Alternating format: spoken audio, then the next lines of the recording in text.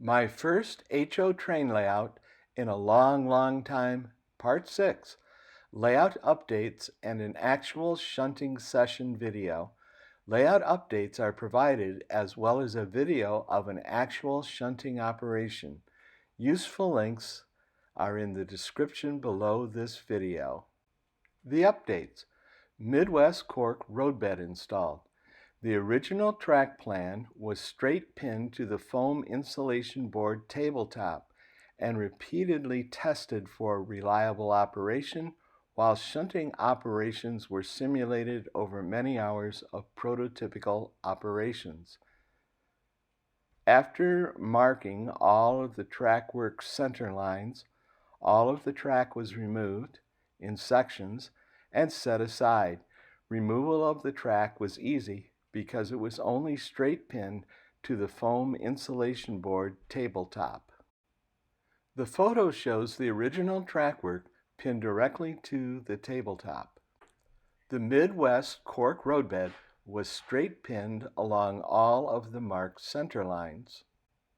The track work was replaced, pinned down, and tested over hours of prototypical operations. Many of the Atlas manual 18-inch radius Code 83 switch machines didn't prove to be effective in completely throwing the turnouts and caused derailment problems. They were replaced with Caboose Industries ground throws. The ground throws were modified so that they could be pinned to the tabletop. The pin on the far left was cut off to become the throw pin for the switch slide. Full details are on my website. The paddle part of the throw was painted to indicate the direction of the throw. Green indicates that the throw is set to the non-divergent route. Red indicates that the throw is set to the divergent route. Katy couplers were swapped onto all of the rolling stock and locomotives. The Katy magnets were secured in place with double-sided Scotch tape. One piece of tape was placed on the ties and another on the bottom of the magnet. The orange splotches on the ties indicate that a tracking inspector found that those ties needed to be replaced and are actually used to locate the couplers over the magnet when the train is over the magnet. The crossover turnouts on the south side of the layout were swapped for better operations and longer runs between designated areas or districts. The most current version of the track plan notes the cardinal directions, designated areas, districts, and spur names or numbers. A word about the sounds in the video. The LocoFi app provides audio and tactile feedback to the Android phone, which is used to control the train. Some of the audio and tactile vibrations can be heard in some of the clips. During the uncoupling sequences, the iPhone was set directly on the tabletop and picked up some vibration sounds that are really inaudible to the naked ear. The close proximity of the iPhone also produced louder video segments as well. The rest of the intrusive sounds are just life going on upstairs, including walking and laundry. What the video segments show. The video begins with a westbound train entering the Northville area to pick up a Conrail boxcar on the Northville area spur and swap it with a boxcar on the South Haven area East Y spur number 1. Once the train added the Conrail boxcar in the Northville area, it continued westbound through the Middleton area to the South Haven area. Note that if the train was just allowed to go around the loop, it would be headed eastbound into the South Haven area, not westbound. That makes no logical sense, since it is running westbound from the Northville area. To solve the problem in logic, the train enters the east reverse loop through the Middleton area, and then it enters the South Haven area headed west, as it should be. Finally, when the Conrail boxcar has been delivered and the C&O boxcar added to the train, it continues to the west for other shunting duties. The westbound train arrives in the Northville area. It has been assigned to pick up the Conrail boxcar and deliver it to the number 1 East-Y spur in the South Haven area. The Conrail boxcar is to be left on the number 1 East-Y spur in the South Haven area, and the C&O boxcar is to be picked up and taken westward with the train.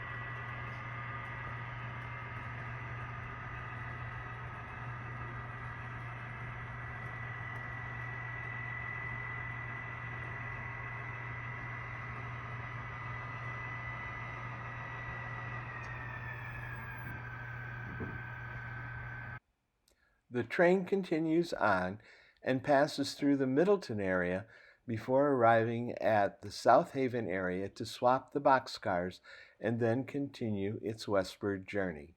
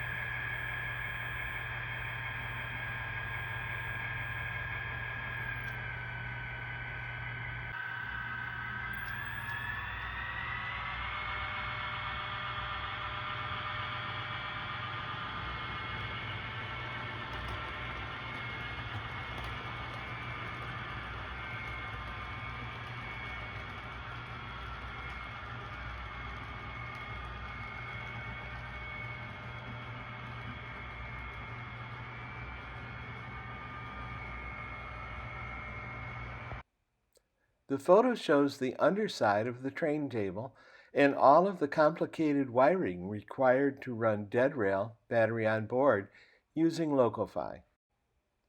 I suggest that my website should be checked at least on a monthly basis to see what I've learned, relearned, and where I'm going next with this project. My email address is linked at the top of my webpage if you have questions to ask or comments to share. I would love to hear from you.